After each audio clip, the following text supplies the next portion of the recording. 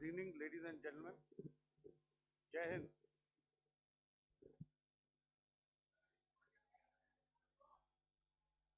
Uh, Welcome to this special press conference on Operation Sindoor. We will begin with opening statements by the three senior officers to my right here, who have been directly overseeing operations during Operation Sindoor.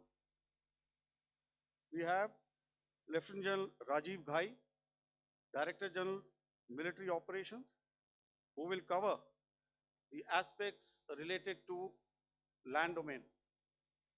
Air Marshal A.K. Bharti, to his right, Director General Air Operations, will provide insights on the air domain. And to my right is Vice Admiral A.N. Pramod, Director General Naval Operations, who will cover aspects on maritime domain. Following their briefings, we will move on to the question answer session. I now request the DGMO to commence the opening brief. Thank you, Sandeep. A very good evening to all of you, ladies and gentlemen. You are all by now familiar with the brutality and the dastardly manner in which 26 innocent lives were prematurely terminated at Pahalgam on the 22nd of April.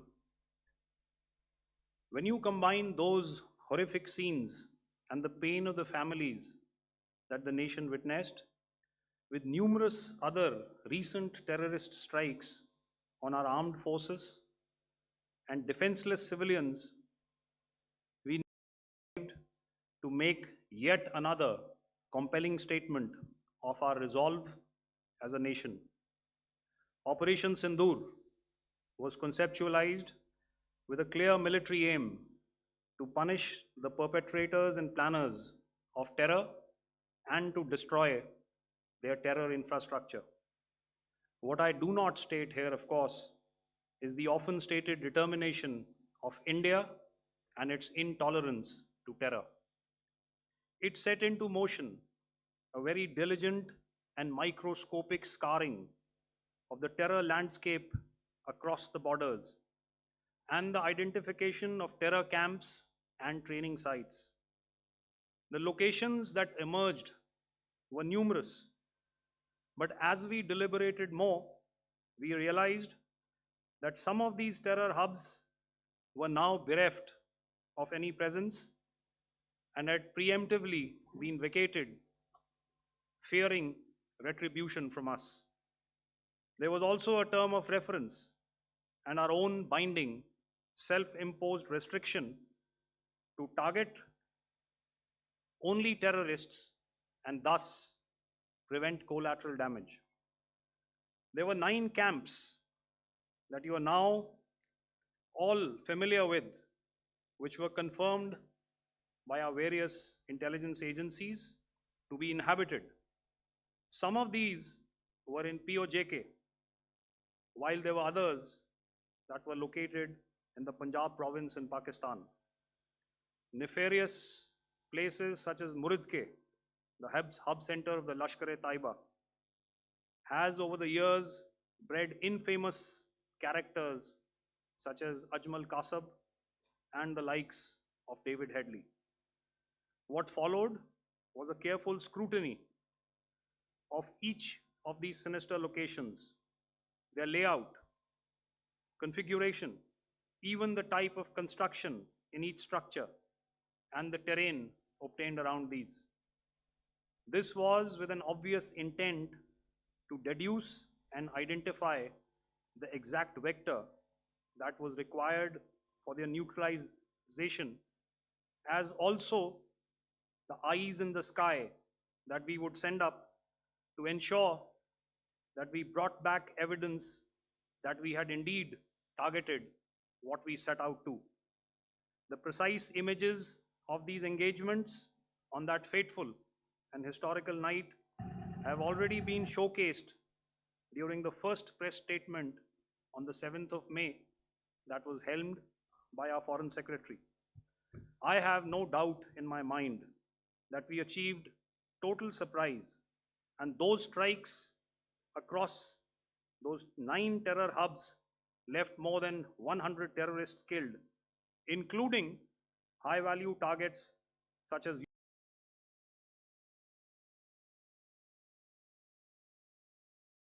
Yusuf Azhar, Abdul Malik Rauf, and Mudassir Ahmed that were involved in the hijack of IC-814 and the Pulwama blast.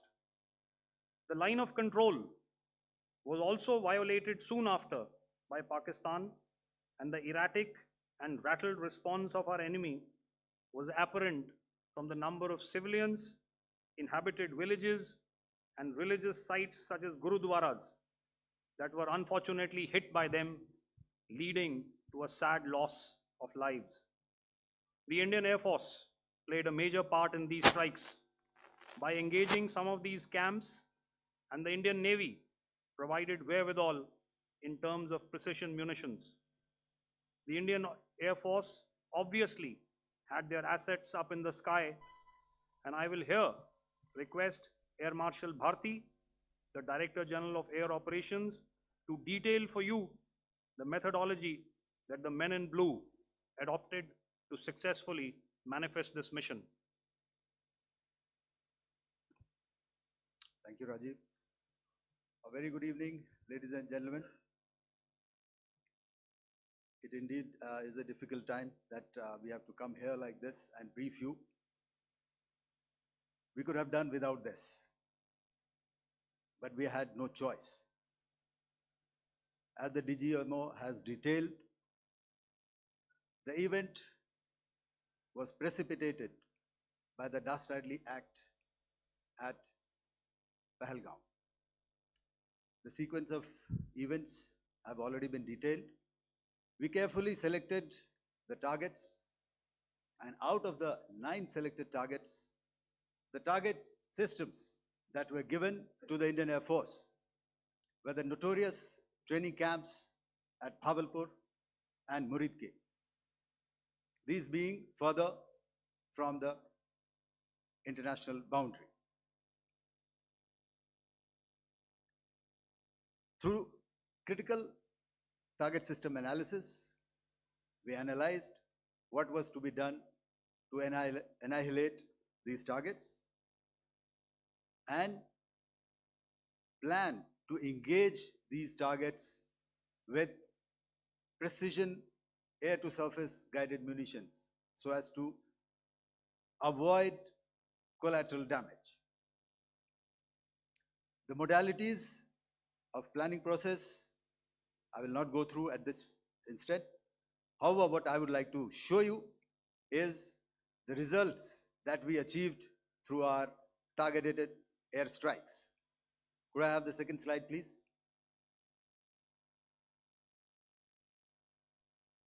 Yeah, change, please.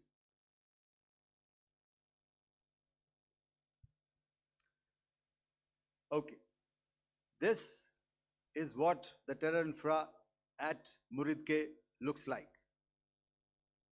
If you see, north is as indicated, and to the right is east, where the international boundary lies. Could we have the next slide, please?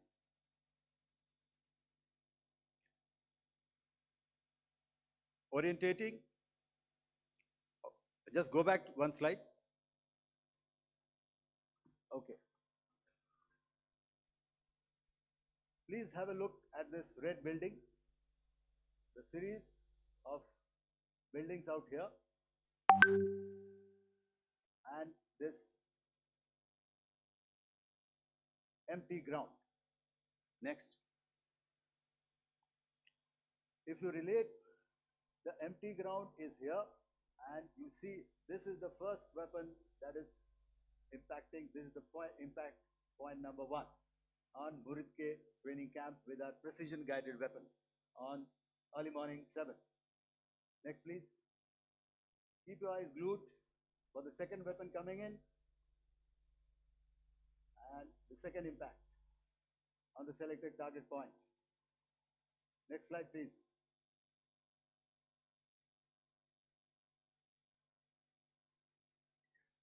Third weapon, third impact. Continue. And fourth weapon, fourth impact. So through these targeted and precision targeting, we addressed the target at Muridke, which was the training infrastructure. Can you hear me? All right. Okay, I'll come closer to the mic. Now we go to the next target, which is the Bhavalpur training camp. Next slide, please. Okay, just wait. So the effect, if you see, the impact point, if I can point out, this is the impact point. The ammunition has gone through the roof and it has created a blast inside, the photographs of which you would have, all of you would have seen. And the red building, after that, there was this double-story building. It has been completely decimated by precision targeting. Next, please. The target system, which was in the north, a series of buildings. I will show you how it looked. Next.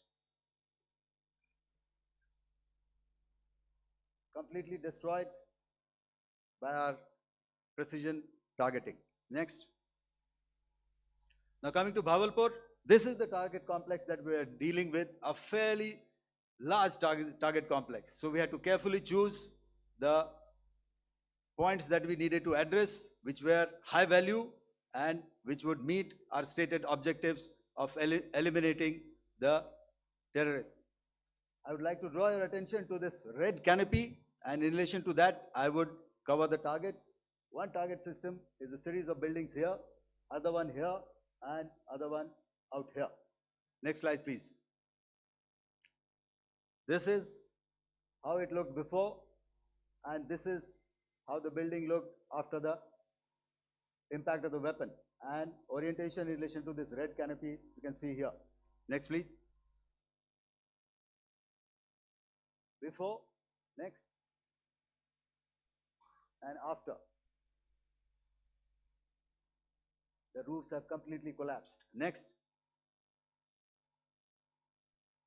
This is the target system. Next. Precision targeting, and we have achieved our objectives here. Next.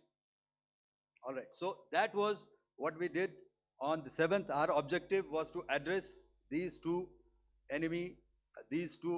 terrorist camps, and that we did with precision. And thereafter, we maintained a robust air defense posture, because remember, our objective was to target the terrorist and terrorist infrastructure, not any other infrastructure, not the Pakistani military, not the Pakistani any other infrastructure. So that is what we have maintained on the 7th of May. However, what we saw in the evening of 7th of May, we were saturated with a raid of Pakistani unmanned aerial vehicles and small drones.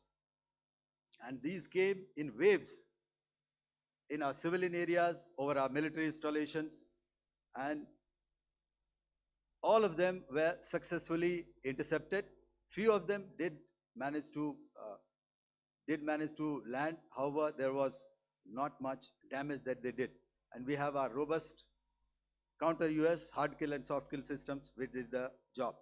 However, the difference here was that we had targeted the terrorists. The adversary now has targeted our civilians and the military infrastructure. So it had to be responded to. So in a quick and calibrated response, that very night, we struck their radar installations at Lahore and close to Gujranwala, the LYT installation, to indicate to him that we are ready, yet we do not want to escalate. Our fight was with the terrorists and not with the Pakistani military establishment. Thank you.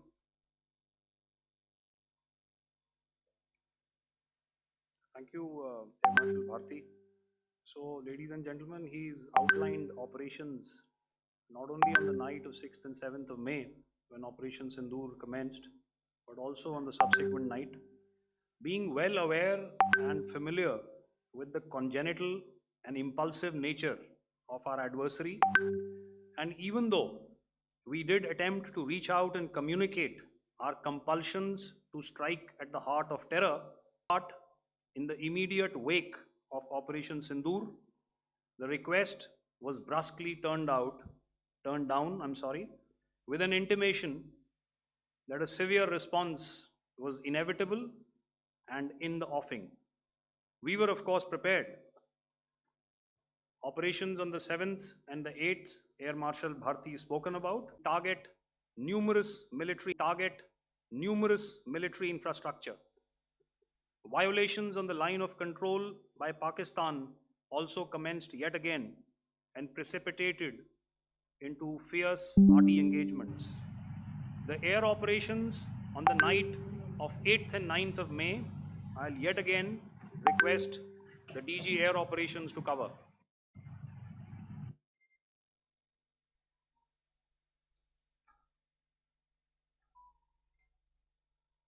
So I just covered what happened on the night of 7th and 8th.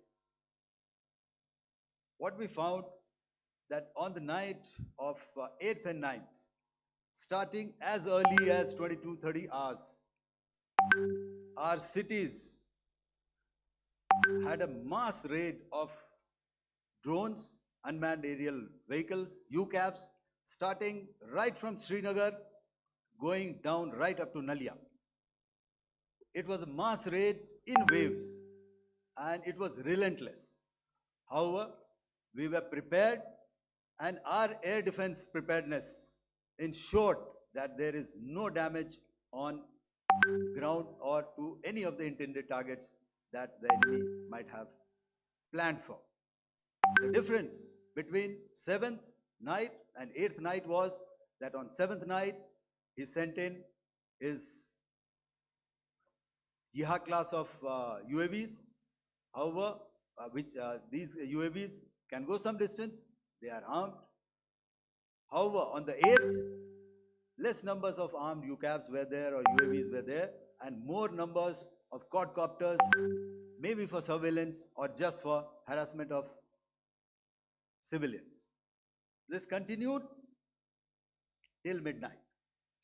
Our air defense preparedness ensured that there was no damage on the ground, either to the military installations or to the civilians.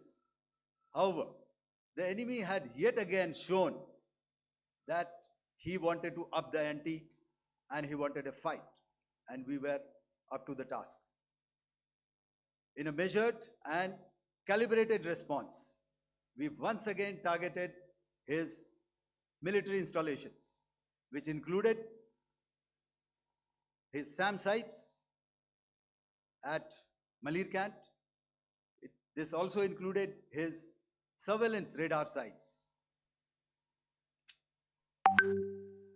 at Lahore and close to Gujranwala. These were suitably addressed, and thereafter his drone attacks continued even till morning, which we countered, and during the daytime there was some respite. Here I would like to bring out another aspect. What we found was that while the drone attacks were being launched from somewhere close to Lahore, enemy had allowed his civilian aircraft to also continue to fly out of Lahore. Not only his own aircraft, but international passenger aircraft, which is quite insensitive, and we had to exercise extreme caution even at the cost of some tactical disadvantage, to ensure that there is no damage to any of the civilian aircraft. And this was also brought out in our press briefing during the day. So I will now hand over to my colleague to cover the events of 9th onwards. On land, we also undertook certain measures such as deployment of air defense and electronic warfare assets to establish an integrated grid with the Indian Air Force, and I have seen and heard some of you wax eloquent about the benefits of such an architecture when it comes to negating and combating air intrusions.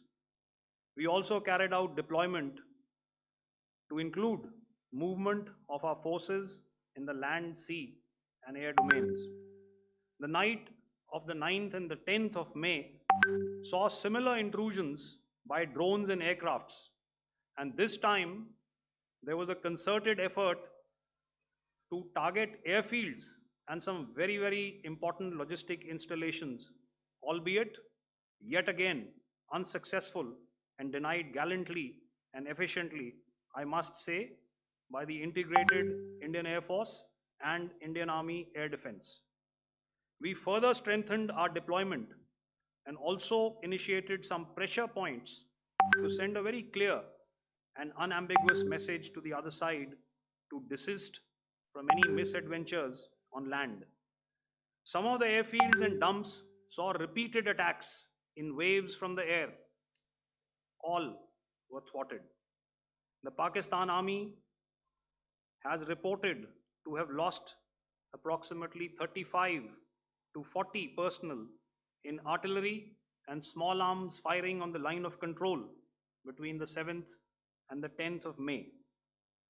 What the other side had probably also not reckoned with was the speedy and precise turnaround and hit back by the Indian Air Force. And I will yet again ask Air Marshal Bharti to speak about these significant and game-changing strikes. I will thereafter request Vice Admiral Pramod, my colleague and Director General of Naval Operations, to tell us about some very telling naval maneuvers in the Arabian Sea that exerted pressure on the night of 9th and 10th of May. Over to you, sir. Commencing about 2000 hours, that is 8 p.m. local time, on 8th of May, several Pakistani unmanned aerial systems, drones, combat vehicles attacked multiple IF bases. These included Jammu, Udhampur, Pathankot, Amritsar, Bhatinda, Nal, Dalhousie, Thois, Jaisalmer, Uttarlai, Falodi, Nalia. These were almost simultaneous and they came in waves. All our AD guns and other systems were waiting for them. All these waves were neutralized by our trained crew using the air defense systems that they have, and also some of them were utilized using our legacy systems like Pechoras and IF Summer, which we have recently acquired. And some were neutralized by the Garud snipers. There was no damage on ground from these incursions and these mass raids, if I could call them, from the Pakistani side. However, following these relentless attacks on our air bases, on our forward positions, and on our civilian targets, this was time to convey some message to our adversaries. And therefore, a decision was taken to strike where it would hurt. And towards that, in a swift, coordinated, calibrated attack,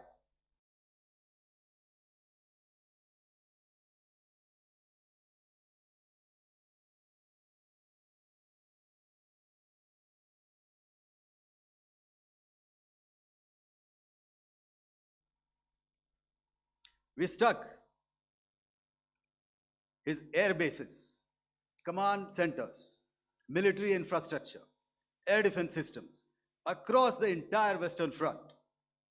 The bases we struck include Chaklala, Rafiki, and mind you, Chaklala is Islamabad. Rahim Yar Khan, Sakar, sending a clear message that aggression will not be tolerated. This was followed by strikes at Sargoda, Bholari, Jacobabad. We also struck the C2 centers at Murid, the UAE complex at Murid, Rafiki, radar at Chunia, which I will show you, Rahim Yar Khan airfield, and the unmanned combat aerial vehicle hangar at Sakar. I would like to reiterate here that we have the capability to target every system at these bases and more. However, it was only a measured response to instill good wisdom to our adversary to refrain from further escalation. IF response was directed only at military installations, avoiding civilian and collateral damage. I would now like to show you some of the effects that have been achieved as a result of our air operation.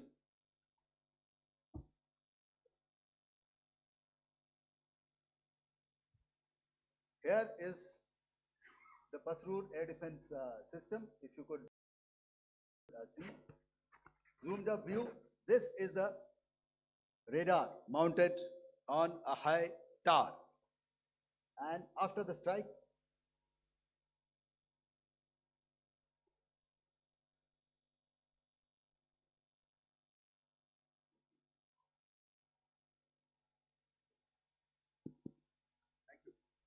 can you hear me? Yeah, thank you. And after the strike, this is what has happened. This radar has been taken out, completely burnt. Next slide, please. The Chunia air defense radar, which was taken out on 7th and 8th. This is the radar site. A blown up photograph, once again, on a tower. Not very clear, but what you see very clearly is the after effect after we have struck. The radar head has been completely decapitated. Next slide, please. Arifwala air defense radar. In this complex, you see how it looked before, blown up image, and after really blown up. Next. Now coming to Sargoda airfield. Remember, this is one of their important airfields wherein they have a lot of assets, F-16s, other assets which they keep getting, training institutes. And we have stuck this airfield. It is not, if you zoom in here, then one impact point here on the runway and second impact point of our weapon, precision weapon on the runway. And if you see, this blown up, repairing going on. Same here. Next. Rahim Yar Khan. This is the area we have struck. A deep strike out here and one complex here. So this is how it looked before, and same, you see a big crater, another crater here, and this complex after strike neutralized. Next. Chaklala airfield, Noor Khan, once again a major air base, a lot of their logistic assets out here. This was the chosen complex that we intended to strike and convey a message. Next slide, please. This is how it looked before, and this is how it looked after our strike. Next. Sakar. We chose the radar site at Sakar. This is the radar site, and after it was struck, this is the aftermath, completely burnt out. Next, please. aircraft shelter. This is how it looked before the strike, and this is how it looked after the strike. The roof of the buildings completely caved in and burnt. Next. Bolari Airfield, aircraft hangar. This is how it looked before, and this is how it looked after the precision strike. Next. Jacobabad, aircraft hangar, and this is how it looked after. Next.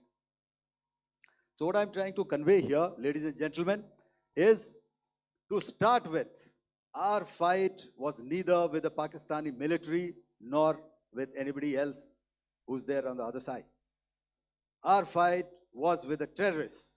We neutralized the terrorists that we selected to be neutralized, and thereafter, we only maintained the air defense posture. However, we were relentlessly pounded by waves after waves, night after night, by his UCAVs, by his drones, and by his other unmanned aerial systems. And that left us with no choice but to retaliate, and yet our retaliation was calibrated, it was graduated, and it was proportionate. Thank you.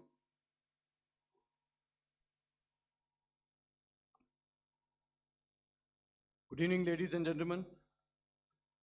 In the aftermath of the cowardly attacks on innocent tourists at Pahalgam in Jammu and Kashmir by Pakistani-sponsored terrorists on 22nd April, the Indian Navy's Carrier Battle Group, surface forces, submarines, and aviation assets were immediately deployed at sea with full combat readiness in concert with the Joint Operation Plan of the Indian Defence Forces.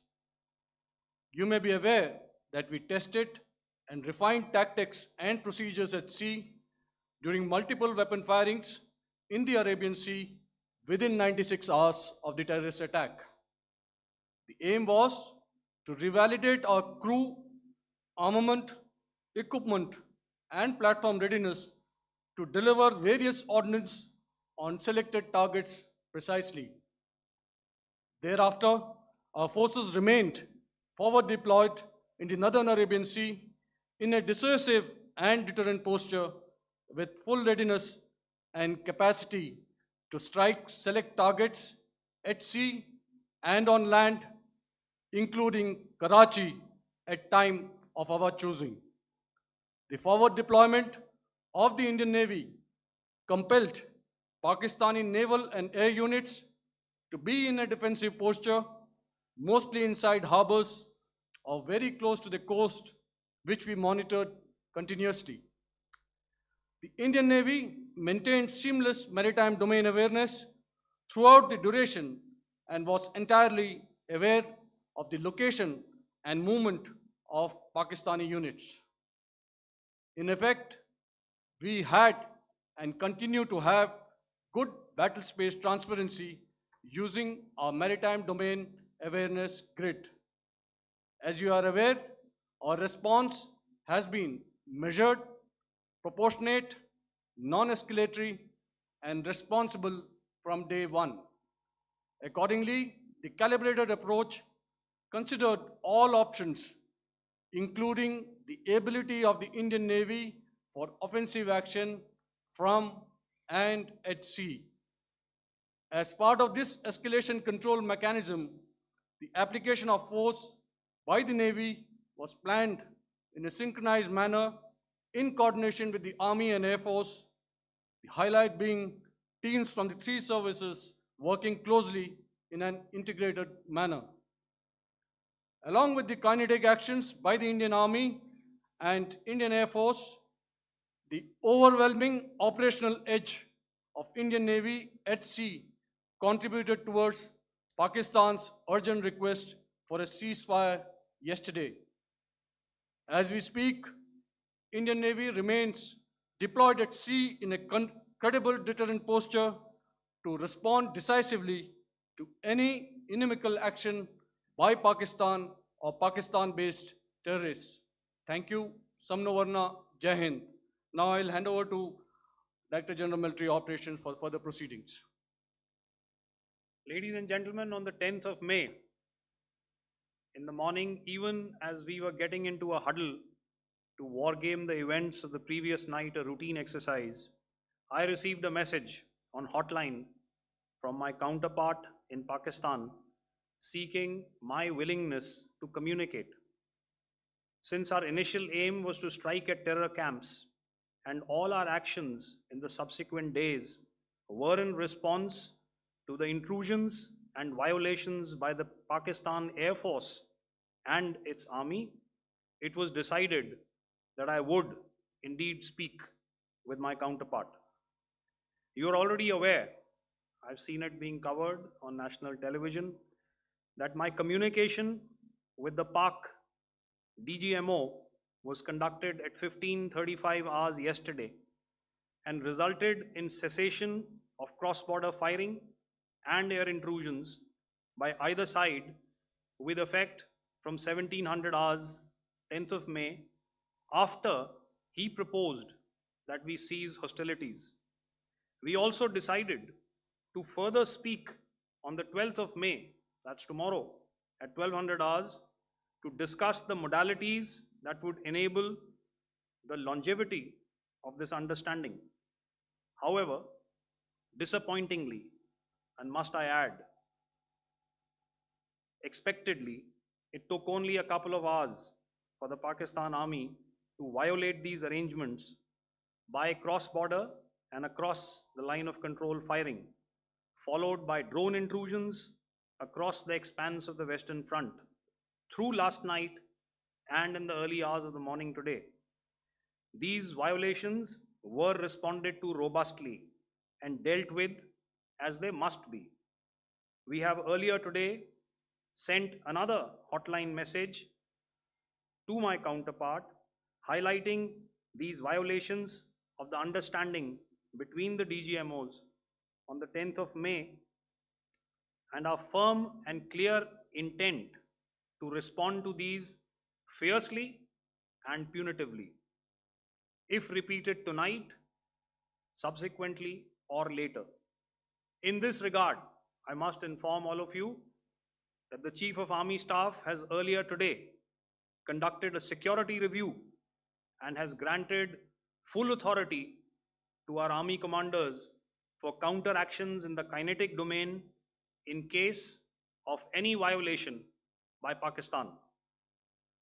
In the end, I pay my solemn homage to my 5 fallen colleagues and brothers from the armed forces and civilians who have tragically lost their lives in Operation Sindoor.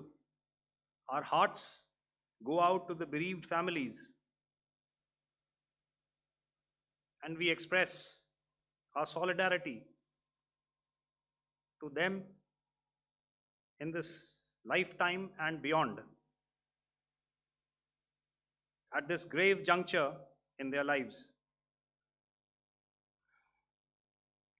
Their sacrifices shall always be remembered and spoken of in glowing terms by a grateful nation. We have thus far, ladies and gentlemen, exercised, and my colleague Pramod highlighted this, immense restraint, and our actions have been focused, measured, and non-escalatory.